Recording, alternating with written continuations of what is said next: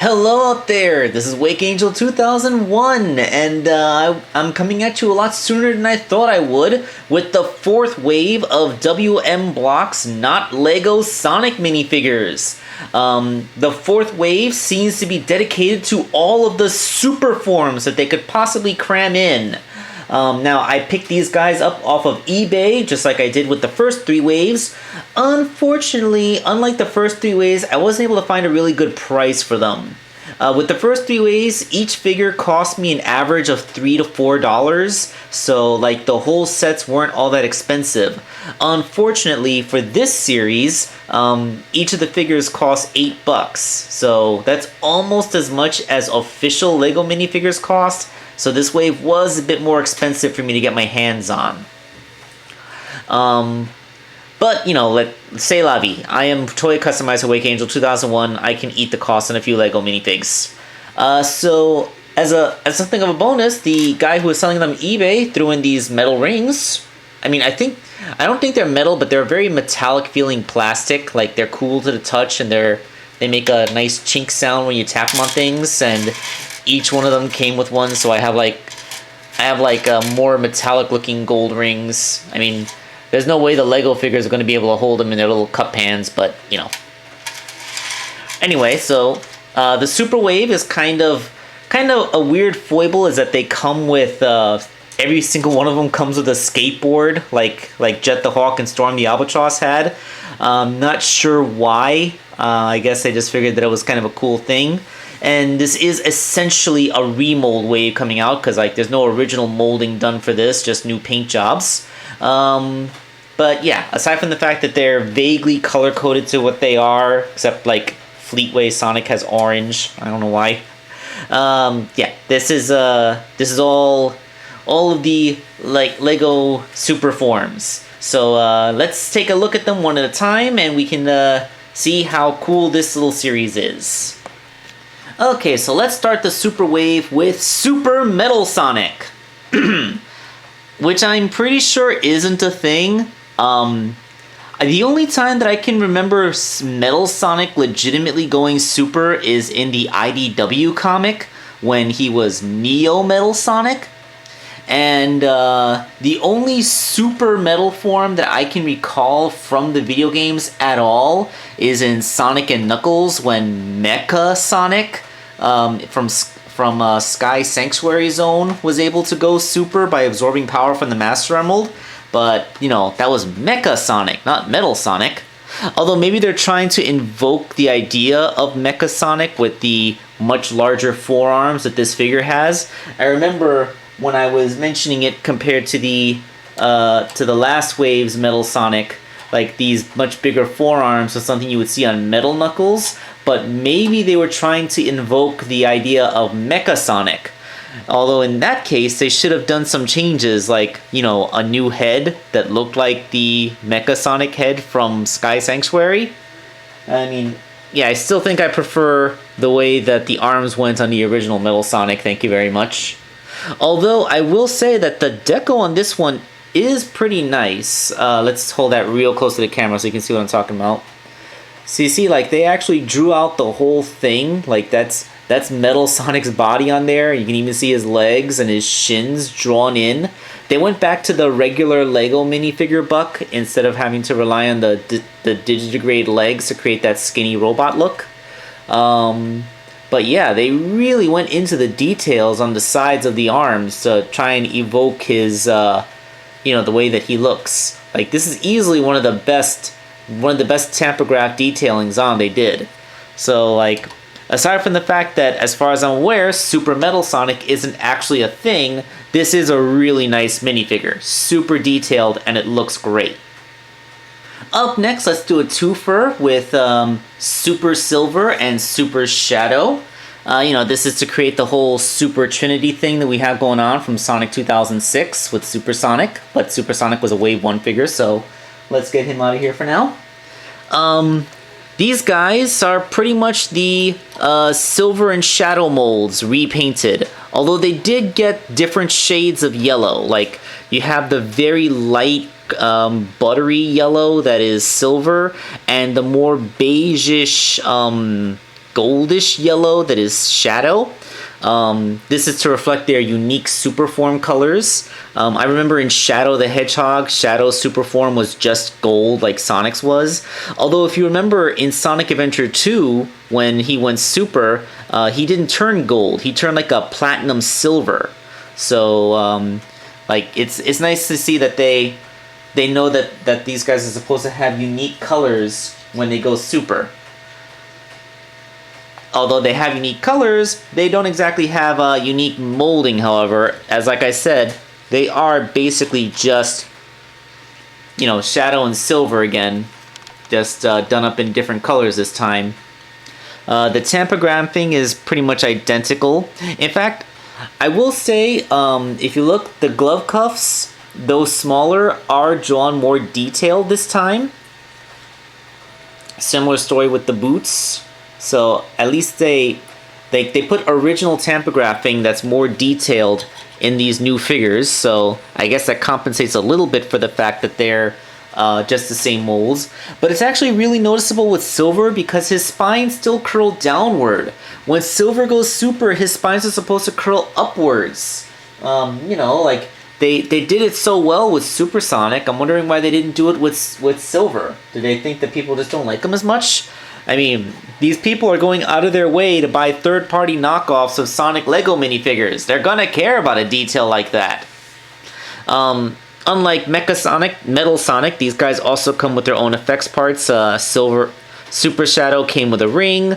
Super Silver came with that fire effect you can clip onto the hand in gold instead of blue. Although he only came with one this time instead of two. I guess the more detailed paint job is supposed to compensate for that. But yeah, like I said, aside from that, I do like the tampography on the back. They got the tails. They even made gold highlights to make them look a little bit more 3D realistic. Although I do believe that they did this kind of shading on the actually no, they drew the designs on the original figures, but well, first of all, Shadow is completely blank on his back. And Silver is just kind of drawn on without any kind of shading. So, you know, they went above and beyond to try and make it look a little bit more 3D, even though it is just tampographed down on there.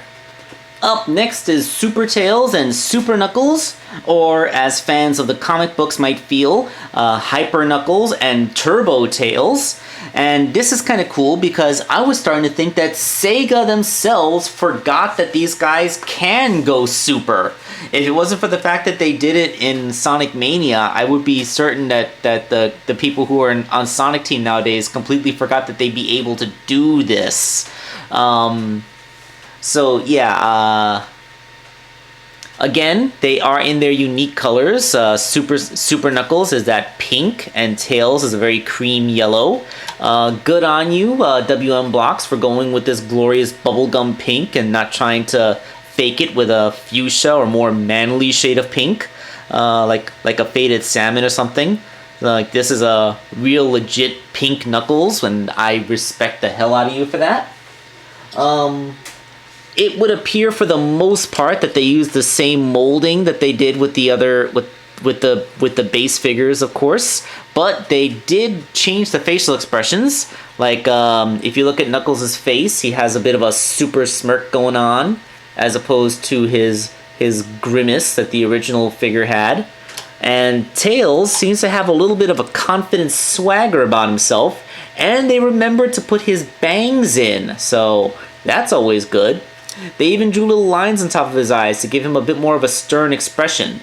If you look in the back, Super Tails' tails actually curl upwards, whereas the original Tails had them curled downwards, so that's a nice little difference. And they really got the redness of his shoes in this time, unlike the last time where they came out kind of pinkish looking. Of course, he still has his wrench, because I guess that's the thing that they thought to put it with. I'm pretty sure like they're like little tiny Lego minis of birds. You could have put at least one bird here to be the birds that orbit around him when he's in his super form. That couldn't have been that hard to do. Like his little super flickies. That's kind of what made Super Tails like the most broken of the set, because he could just literally stand there and let his flicky minions take out all of his opponents for him. You know, like he was kind of Cream the Rabbit before Cream the Rabbit was a thing. But yeah, he still comes with a wrench. So yeah, Super Tails and Super Knuckles, aka Turbo Tails and Hyper Knuckles. Super glad that the folks at WM Blocks remembered that these forms are a thing. Of course, now let's go into realms of things that don't actually come from the video games themselves, and to the more unique things that might actually be the big draw of this set for people that are a little bit reluctant to just get the same characters again and again. Okay, so as you all know, Hyper Knuckles and Turbo Tails are the names given to these super forms of Knuckles and Tails from the Archie Sonic comic. But what about Fleetways Sonic the comic? The one branch of the Sonic the Hedgehog fandom that I pretty much don't know anything about. Hooray for me! Still being ignorant on this branch of the Sonic franchise all these years later. The only thing that I really know about Fleetways Supersonic is that he's supposed to be like, you know, crazy. Like, the idea is that Sonic turns into some kind of evil berserker when he goes super in that continuity. That's basically all I know, and I'm not even sure if that's completely right. I do believe that they did make an homage to this in the proper Sonic comic, the Archie comic, I should say. During the worst story arc that the comic ever put out, I really should talk about it one of these days. Sonic got lost in space, and he ended up on a planet inhabited by ant aliens, and they had red Chaos Emeralds. And when they were getting attacked by Hornet aliens, Sonic tried to absorb the power of the red Chaos Emeralds to turn into Supersonic, but it caused, instead of him transforming, what it did was cause Supersonic to manifest as a separate being from him. And the separate entity of Supersonic was a complete berserker. He had no concept of good and evil. He only knew of power, and his only desire was to create chaos. He completely annihilated the Hornet army, and then, to sow more chaos, he was going to try and blow up the planet's moons. Fortunately, he was only a temporary existence, just like Supersonic is, and when his time ran out, he simply faded out of existence. And there were no morals learned. Seriously, that was a really, really bad story arc. And aside from the fact that I think they were trying to homage Fleetway's crazy Supersonic with the thing, is basically the only merit that I will give it. So yeah, they got Fleetway Supersonic's crazy expression with all the concentric rings and his insane sharp teeth. They even put the tattered fur that he has, and if you look, his painted-in glove and shoe cuffs are tattered, just like they are in the Fleetway comic. So all the details, look at that, even his spines are shaggy and his tail. Like, they really went all out with the detailing in the tampography. This looks great. It is a wonderful capture of the Fleetway Supersonic, and he comes with a ring. That's pretty darn fantastic. Yeah, great. I mean, I know next to nothing about Fleetway Supersonic except all that stuff that I said, so yeah, this is kind of cool. So yes, that was the Fleetway Sonic the comic. So what about an homage to the Sonic X anime? Yes, my friends, they got characters from the Sonic X anime. Full disclosure, this one is classified as Hypersonic if you actually want to search for it. But we all know what this actually is. It's Nazo. They made Nazo. So yes, I do know, according to the actual show notes, Nazo was supposed to be an extra super transformation that Sonic would have in the anime, but they did rewrites to the series, and that ended up never coming to be. So this blue super form looking thing was supposed to be like the anime's interpretation of what hypersonic was, but since it ended up never getting used and they had that image up that just said nazo.jpg or something, the fan interpretation of Nazo got to be the thing, and then Chakra X made his super cool fan animation Nazo Unleashed, which was largely based off of the Omega Shenron battle from Dragon Ball GT, and Nazo to me is more canon than Hypersonic is. At least like blue Hypersonic. Like the constantly flashing rainbow Hypersonic, that is still more canon than Nazo, but Nazo is more canon to me than blue Hypersonic. Is all I have to say about the topic. But yeah, like, aside from the fact that it's basically just the Supersonic figure cast in cool blue plastic, it's very well done. The detailing is all amazing. So excellent tampography, just like any other Supersonic. And yeah, that's fantastic. But oh my god, Dark Supersonic.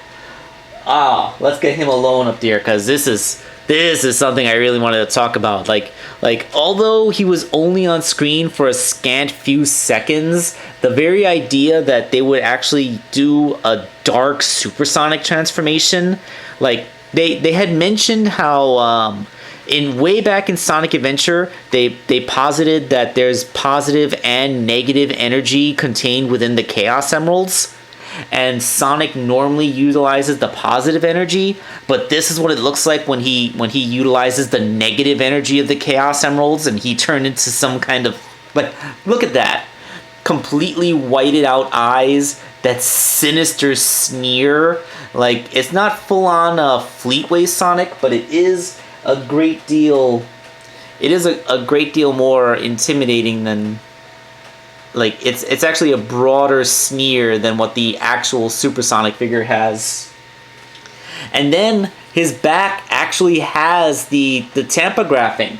So, like, when Shadow had a blank back, you can't use the excuse that this is black and you can't really draw on there, because look at what they were able to do. That looks awesome. Like, it's super detailed, and I absolutely love it. I actually love that they would actually remember the Dark Supersonic transformation and make a figure out of it. That is pretty badass. The only thing I think of that could be a more obscure reference is if they did the elemental super transformations from the Archie comic. You know, Polar Sonic, Eco Sonic, and Solar Sonic, or if they did Ultrasonic. But Ultrasonic is basically just, he doesn't really change too much physically, but he's orbited by rings, like looking like a Bohr model of the atom, and I'm not sure how you would represent that in Lego pieces. But, yeah, it's actually, I'm just really, really stoked that they went so far as to make a Dark Supersonic. That is pretty darn badass. So that was the fourth wave of WM Block's not Lego Sonic figures, aka the Super Wave. I do believe it would be easy enough for you to just buy the ones you want as singles, so if all you want is Nazo or Dark Supersonic, that is something that would be totally feasible, but the set is really cool, bringing back throwbacks from older games, homages, and of course variants, which are very, very cool, and things that have not really been acknowledged by the franchise for quite some time. So yeah, go ahead and get your eBay on, try to find them. I think they are pretty nice, although it is the newest wave and they cost a little bit more, so maybe if you wait a bit there would be a price drop, but I'm not sure. This is Wake Angel 2001 signing off.